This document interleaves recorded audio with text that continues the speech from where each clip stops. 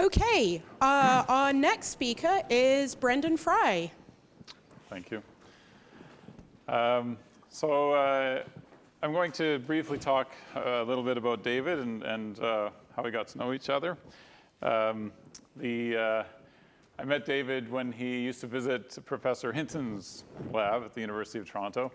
And I remember so many times you coming to visit and you being so full of ideas. And a comment that was made earlier is certainly true for me, that whenever I talk to you about my ideas, I feel like you reflected them back with more information content. And so I really do appreciate all those interactions. It's been a wonderful experience. A slide that I showed a few years later, after I graduated from Jeff's group, I invited David to the University of Illinois at Urbana-Champaign to give a talk, and this is a slide I put up. And it's from the Transactions on Information Theory, 1953.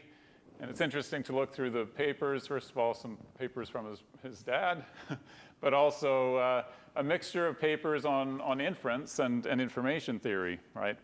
And there are papers, like, I guess it wasn't this issue, but Claude Shannon had papers on the information capacity of a neural network and things like that. And so what's really neat, and I think to me pretty special, is that David really has played a key role in bringing this around full circle. And what I like about his book on information theory, inference, and learning algorithms is that he really does tie them together. It's just a wonderful book to read, and I agree with this idea that it's great to have by the fireside. So projects that David and I worked on, when I was in Jeff's group, David and I talked about error correcting and decoding. We actually came at it from two different perspectives. David was very much focused on trying to build a good code and decode it. I had just learned about Udare-Pearl's belief propagation algorithm, Bayesian networks. And so this is one of the first papers we wrote together talking about how belief propagation and graphs with cycles could actually work quite well. Udare-Pearl had in his book implied that it wasn't such a great idea. So many people had not really studied loopy belief propagation. A year later, David and I worked on coding together. We didn't do a lot of coding work, but one of the codes we worked on together were irregular turbo codes. David was interested in irregular codes, as I'm sure many of you know, and he and I collaborated on making turbo codes irregular. So both of these projects, it was a really wonderful experience working with David. So what have I learned from him? One thing is approach problems like a pit bull. I was always really impressed and really appreciated the way David would just dive right into the details of a problem and not let go of it, keep on that problem until he worked it out. Also be critical but forgiving. I've heard David say so many critical things about me and other people, and yet forgiving. Like, it's always like, okay, move on, right? Make a mistake, move on. I've made many mistakes, and I've learned from David that I can forgive myself and move on, and forgive my graduate students and move on. It's a very, very important capability. And then the last one is be open to new problems. So I liked what John mentioned before about David's email. I'm a biologist, and I've actually discovered that as well in the last 10 years. And being able to be open to new problems, and yet try to treat the problems very seriously, like a pit bull, is something that I've learned from David. My fondest memories, really, though, are things like trips to the Chinese bun shop in Toronto. I tried to get a picture from the 1990s. I think this is from the 1990s. So I remember many fondly, David would come to visit Toronto, and he always wanted to go visit the bun shop. So he'd hit the bun shop. So my talk today, why does genomic medicine need machine learning or deep learning? And I'll, if you're not a complete deep learning convert, stay with me for a while, and you'll see why we really do need deep learning to crack the most important problem in genomic medicine. So this is what I believe is the main obstacle in genomic medicine. And it's based on discussions with a lot of the leading people in the field over the past 15 years. And what I always find really interesting is talking to leaders in the field about what's the most important problem that you think is solvable, and finding out that not many people are working on that problem. I find that to be a very interesting aspect of human nature. So this is what it is. It's the genotype-phenotype divide. Okay? How many people have done a 23andMe swab or had some gene sequenced or the genome sequenced? Raise your hands. Must be. Okay. And how many people got a lot of value out of that information? Yeah. So the U.S. So 23andMe used to take your cheek swab. They would use a microarray to look at about 200,000 single nucleotide variations, and then what they would do is give you some information. Some of it was useful, most of it was just sort of interesting, but in terms of actually telling you something new, the increased prediction of risk was very, very tiny. So the FDA kind of prevented them from releasing information. What's interesting, though, is you would think that all those Americans, if they found these 23andMe swabs to be so valuable, they would start sending their swabs to Canada, because Canada did not shut 23andMe down. Okay, if you look at prescription medicine, Americans often buy medicine from Canada. They can buy pills more cheaply in Canada than the US. So there's lots of orders coming across the border for the medicine, but not for those genetic tests, okay? So we have lots of entities, governments, large corporations, sequencing genomes and measuring phenotypes, but we actually lack the capability of connecting them together.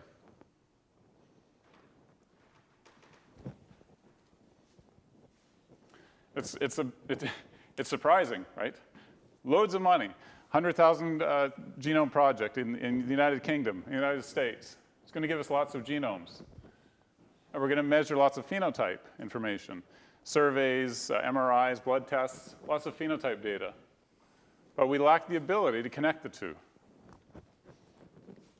And actually, this goes back to 2004. I really like this quote, Eric Lander, Genome bought the book Hard to Read. Right, so it makes a lot of intuitive sense. And the amazing thing is that we haven't really moved very far. But with my kids, I notice when they start to learn to read, they work their way frustratingly word by word through each sentence. By the time they've finished the sentence, they can't remember what the first word in the sentence was. And it's really frustrating as a parent. But there is a point in time when they've learned enough about each word that they can, and they can read quickly enough that they can put the sentence together and understand it. And when that happens, there's this exponential growth in their ability to understand how to read. So I think in the next few years, that's going to happen to us. So what's the cost of this divide? Well, I think we all have lots of examples. My wife and I, 10 years ago, she was pregnant. We had a genetic test done on the baby, and we found a problem. The geneticist told us that it could be nothing, or it could be a disaster, and that was it. That's the information we were given. Yeah. So that was pretty horrible. And I learned two things. It was a very painful experience. I learned that I wanted to focus on a problem that was very important to people, not just detecting cats on YouTube videos, but something really, really valuable to people that were facing difficulties like we were at the time. And the second thing I learned is the value of reducing uncertainty. It is very valuable, and people do want uncertainty to be reduced. It can help them make a plan. It may be bad news. They can make a plan to deal with that, or it may be good news, which is great. But they can make a plan. So reducing uncertainty, very valuable in medicine. Now we've been talking about numbers today, and so you can also put a number on this sort of thing. The Canadian healthcare budget is 150 billion, UK 167 billion, US 2 trillion. Google ad budget's only 200 billion. So there's a lot of money spent. If we could spend that money more efficiently, then we could make life better, hopefully, for most people. Coming back to David Spiegelhalter's talk, this is just a cartoon graph. Age on the x-axis, the risk of death on the y. And aging, of course, gives us this straight line curve. And he was pointing out that if you change your, say, diet, then you can shift this curve down. Well, what about modifying DNA? Right? We think about DNA as one of the critical factors that drives the cellular development and cellular degeneration. Can we modify DNA to improve the slope of that curve? So a lot of people here have probably heard of CRISPR and Cas9, or gene editing in general. Well, it's not a panacea. And one of my students came up with this. I think it's quite brilliant. Gene editing, knowing how to write, not the same as knowing what to write. All right? So CRISPR-Cas9 allows us to modify DNA. It doesn't really tell us what the consequences will be, and that's because of off-target effects. You can't always change the nucleotide you want to change, and also there are off-target effects. So what we really need is a system for interpreting the genome. So here's a computational problem. We would like a function that takes us from the genome and the environment to phenotype. That's basically what it looks like. Now, currently, the most popular computational approach, and it's popular, the most popular computational approach is that you line up the genomes of cancer, say cancer patients, you line up the genomes of normal cases, and then you try to look for positions that are enriched in a mutation. Maybe you notice that at this particular location here, there's an enrichment of a certain nucleotide, maybe G or something like that. Okay, and that's basically the way a genome-wide association study works. I think genome-wide association studies provide us with useful information. However, I think they're very simplistic, overly simplistic.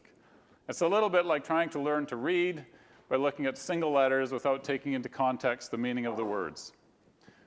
You do a better job learning to read, understand the meaning of the words and how they're put together, than just trying to look at individual letters and comparing individual letters. All right, so let's look at how some of the numbers work out here. Why won't it work?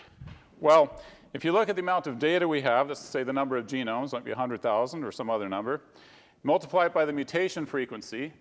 Generally, we're interested in mutations that are actually not very frequent. If they were frequent, they'd probably be removed because of natural selection. If it's a disease mutation. If it's a benign phenotype, then that's not the case, but say a disease mutation. So the mutation frequency will tend to be low. Now we have these other two terms here, biological complexity. Right. Biological complexity is just sort of the number of possible configurations of the cell or the tissue or the biomolecules in the cell. And then there's also things like hidden states, like issues having to do with patient stratification. So if you're doing this population study, part of your population might be African, part of the population might be from some other subpopulation. And those hidden states, or those hidden variables, can cause biases in the results. Okay. And the number of hidden states is really exponentially large as well. And so really the things working against us, mutation frequency, biological complexity, which is exponential, and the number of hidden states, which is exponential. And as a result, this ratio here is less than 1, much less than 1. Even if you sequence the genome of everyone on the planet, I think it would still be less than 1 for many of the diseases we're interested in. So how about machine learning? What we need, and this is the whole idea of inductive inference, what we need is a model that can tell us how the biology works, or at least mimic how the biology works in a statistical sense. So instead of trying to just correlate, say, mutations with phenotype, build a model that can kind of read the text of the genome, can interpret it and understand it. What do we need this model to be capable of? First of all, it needs to be accurate in the clinic, and also it needs to be trusted in the clinic. We need a unified framework that can be built upon. So whenever you're embarking on a large modeling effort, you need some sort of way of integrating different components so they can work with one another. So in the case of understanding DNA, you'll need components that can model secondary structure of the DNA, of RNA molecules transcribed from the DNA. You'll need components that can predict binding sites of proteins. These different components need to work together. So as a research community, we're each developing different sort of research components, but we need a way of integrating this information, putting it together in a fashion that's truly predictive.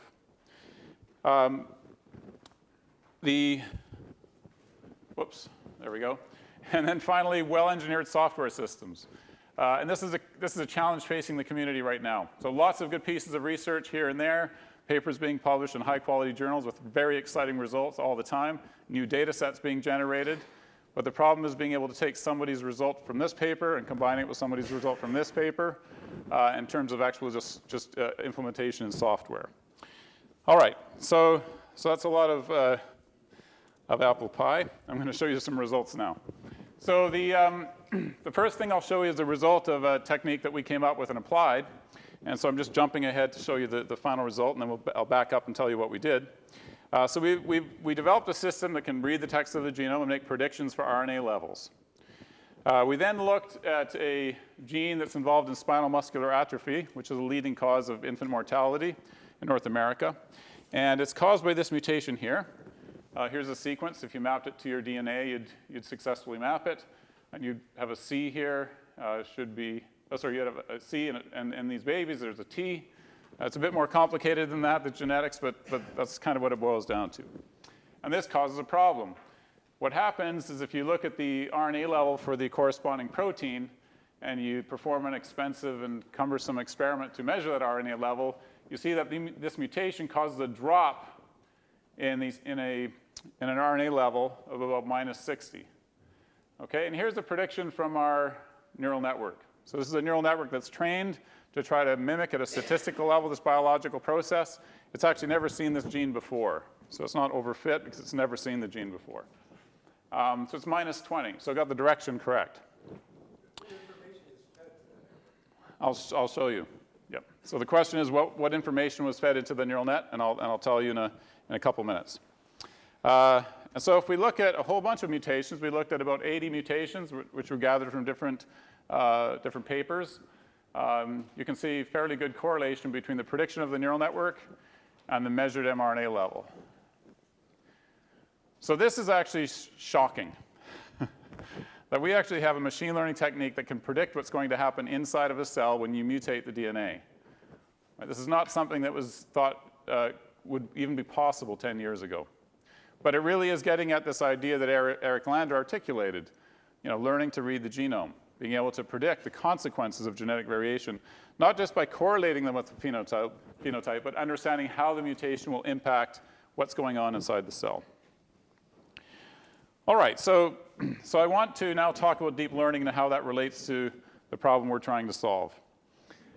So there's the shallow approach, or the correlative approach, and there's this sort of deep learning approach. And you can check out this review paper if you're interested in learning more of the details.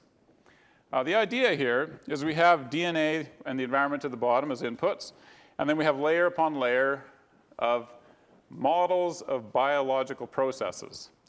So really the term deep is a double entendre. Deep learning, yes, but actually more important is actually the system is modeling the deep interactive layers of biology that take you from genotype to phenotype.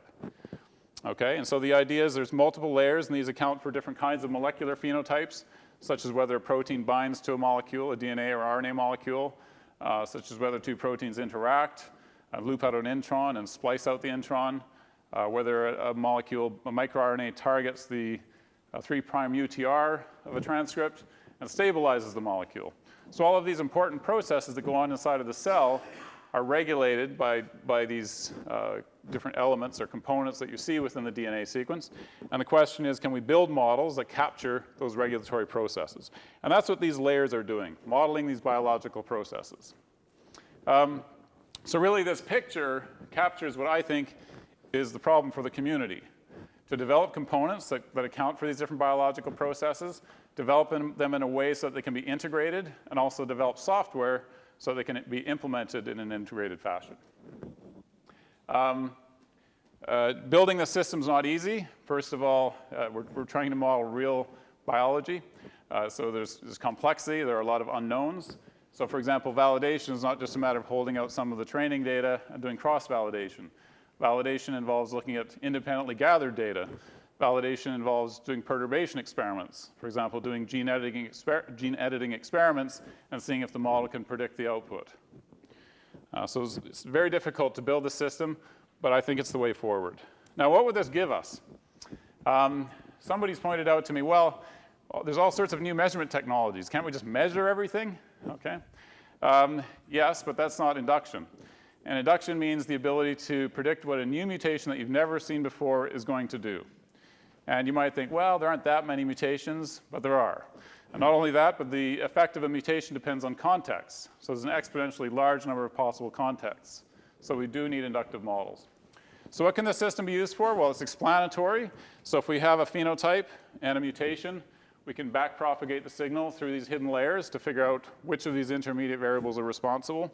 So perhaps the mutation causes a change in RNA secondary structure, and that disrupts the protein binding site, and that leads to a problem with the mRNA level. And there's an example which I'll come back to. Non-invasive. So if you've built up this model that can make predictions for how genetic variation will impact changes in mRNA in the brain, you can take somebody's blood sample, sequence their DNA from the blood sample, and use that to make a prediction for whether they'll have a problem with respect to mRNA expression in the brain. It's also useful from the point of view of carrying out an experiment that's in silico that you don't want to even try necessarily in the real world. Okay, so in the case of choosing whether or not to have a child, you might want to look at compatibility between the two parents. Make sure that there's not a genetic problem that's going to arise. So you can't measure it because you don't necessarily want to conduct the experiment of having the baby. And then also this kind of framework could be overlaid with other techniques like genome-wide association studies to increase value. So if you take the simple correlative approach of a genome-wide association study, overlapping the information of this neural network would increase the power of the test. So the workflow is pretty much what you'd probably guess, so I'll go through this fairly quickly. The idea is that we come up with some sort of abstract representation of what's going on inside of the cell. So come up with some way of quantifying mRNA level or a protein interaction or something like that. We then work with experimentalists to measure this variable that we've just defined and also measure genotype information and environmental information. So that gives us our data set. And this data set might be just one component, again, within this nested architecture that I talked about before. The next thing we do is use the machine learning to come up with a computational model, a neural network, say, that can take us from the input to the output. And then the final step involves validation and downstream application. So for example, taking a mutation and predicting whether it gives high risk or low risk, sort of a pathogenicity detector, if you like. There's many different downstream applications, but that's one example. So as I mentioned, there's a rapid growth in new projects in this area. It's an exciting time. New data sets being generated all the time.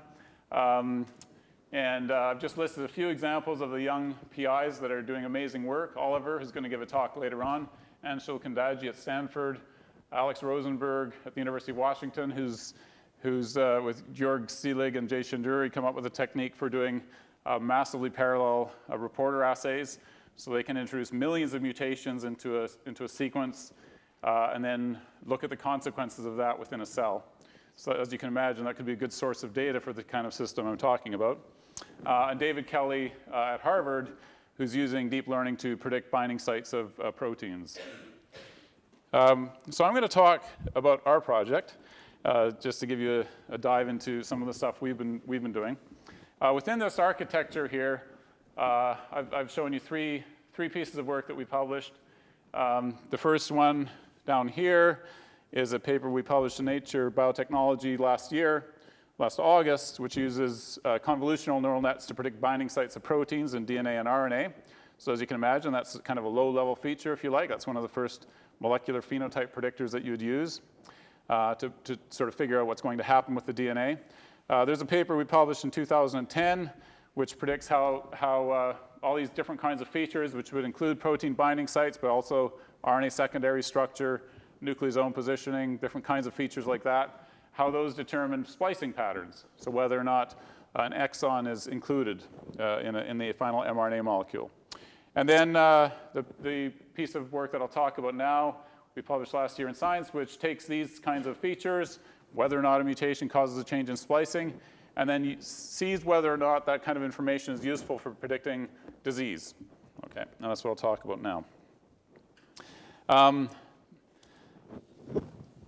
A brief aside. So I started a company, it's called Deep Genomics, and if you had asked me 5 years ago, Brendan, are you going to start a company? I'd say no way. I'm doing research using public money. The image I have in my mind is a grandmother paying her taxes, and I'm using it to do this research. So the results of my work are meant for the public.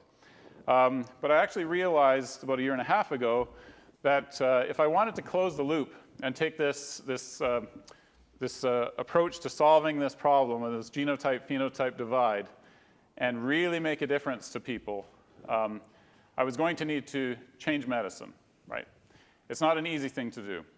And I realized that the things I was spending time doing at the university, writing papers for Nature, Science, and Cell, and those are great journals, but there's also a little bit of overhead having to do with just the iterative process of going back and forth with the editor and things like that. Writing research proposals.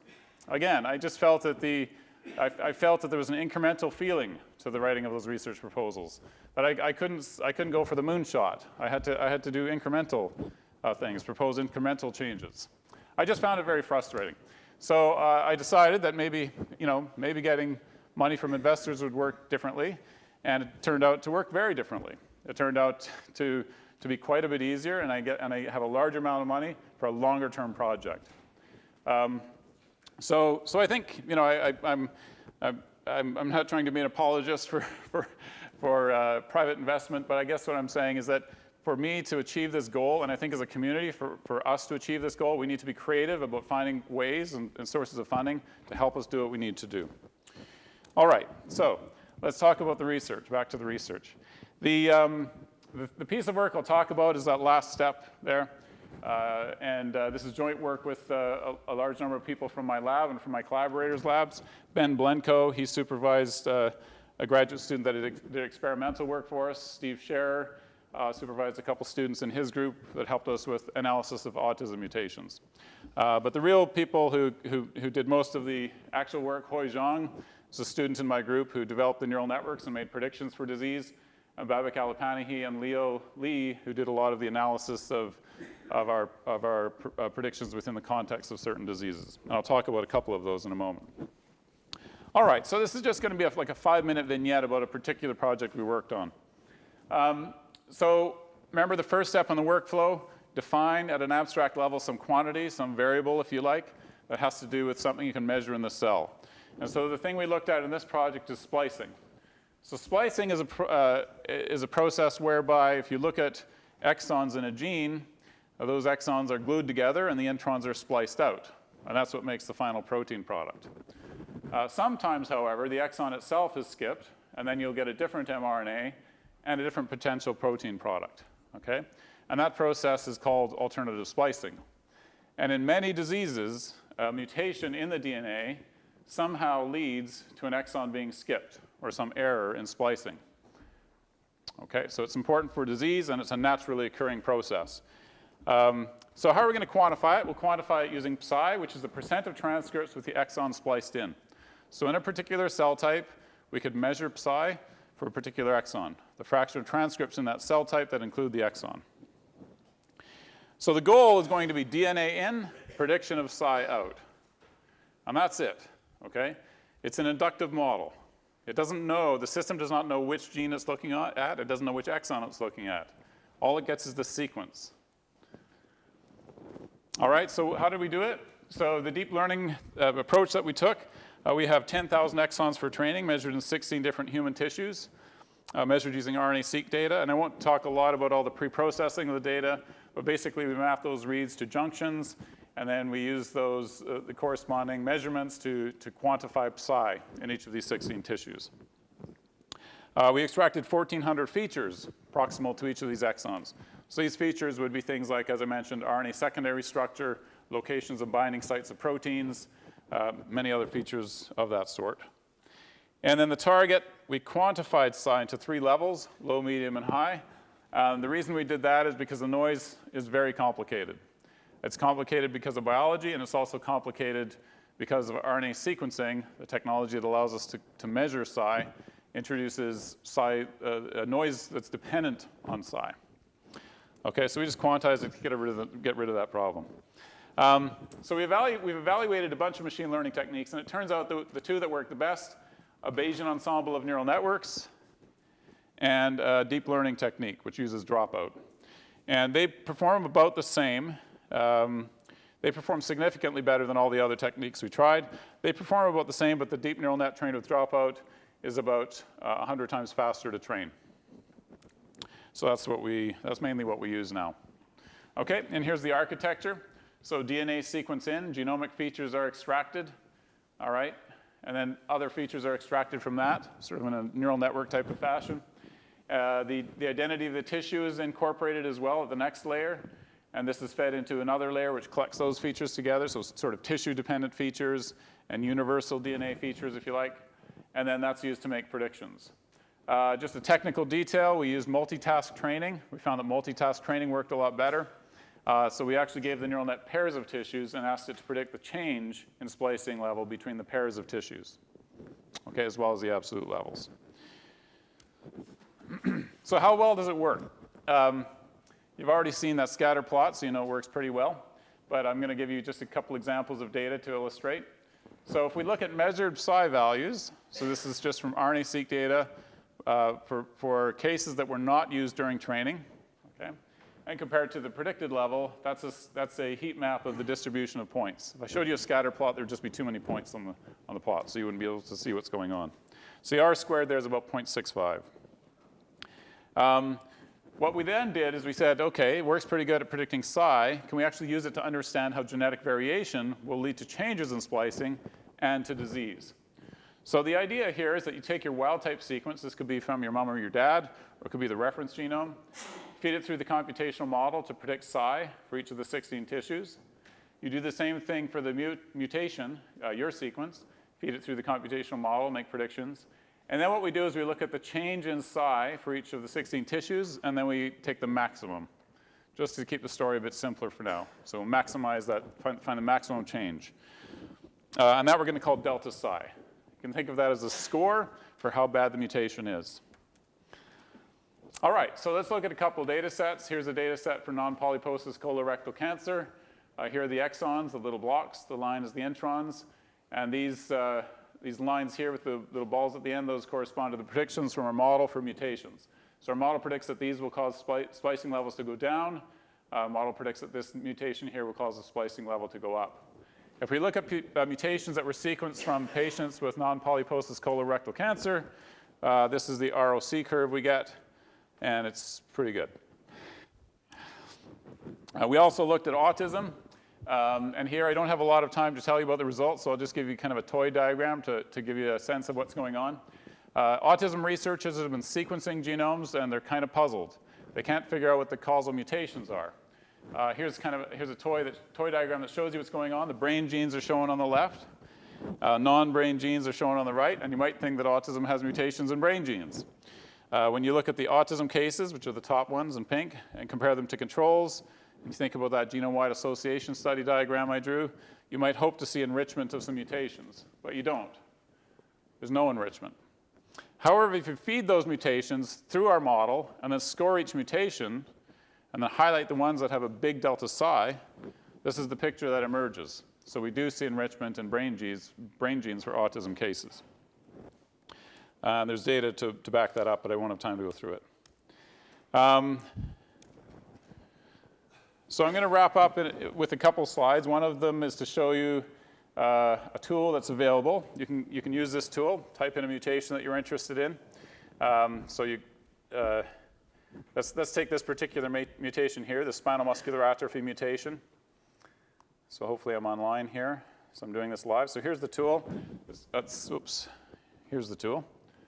It's called Spanner for splicing-based analysis of variants.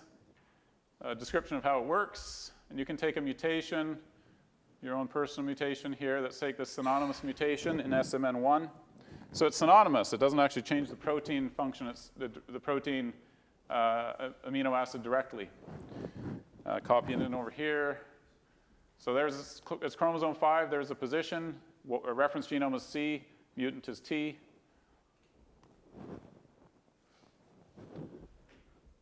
Whoops. What the heck? Am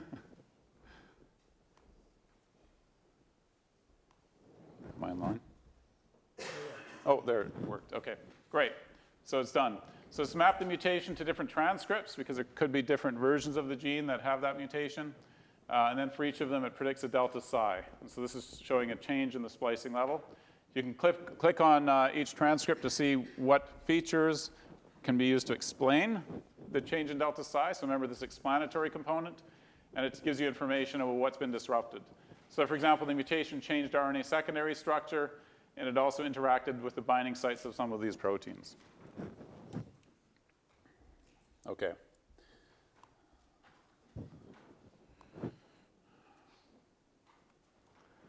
All right, to wrap up, so I'm just going to spend a minute summarizing what I think the main challenges are. And of course, building the system is one challenge. But one of the others is building trust. Okay. So if you look at the current guidelines, computational techniques are not to be trusted. So they're to be treated as a weak source of evidence, and furthermore, they're kind of all treated the same.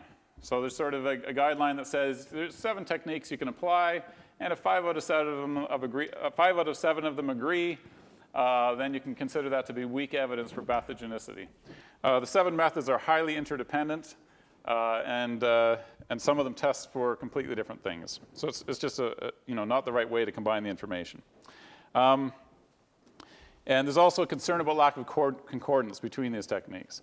But let's look at something interesting. So I think in terms of objectives, if we want to focus on how to resolve this trust issue, one of them is coming up with explanations. So hopefully the kind of approach we're taking will address that. There's a paper by MacArthur and colleagues that was published in Nature about a year ago. Very good paper describing that. Also, what's becoming more apparent is that humans are not concordant. So this idea that our computer systems need to all agree, well, humans don't always agree. Different pathologists score these mutations very differently, and that's become evident as well. So I think what we're going to see is kind of a realization that, sure, computer algorithms don't always agree, neither do pathologists, and we kind of need to sort out those kinds of details. All right, so I'm going to just end here by summarizing.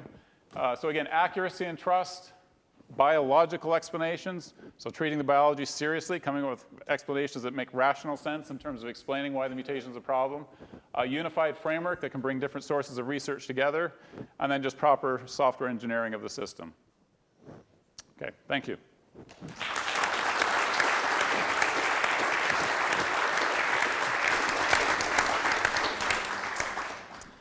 Okay, I think we have time for about one question. Anyone? Okay.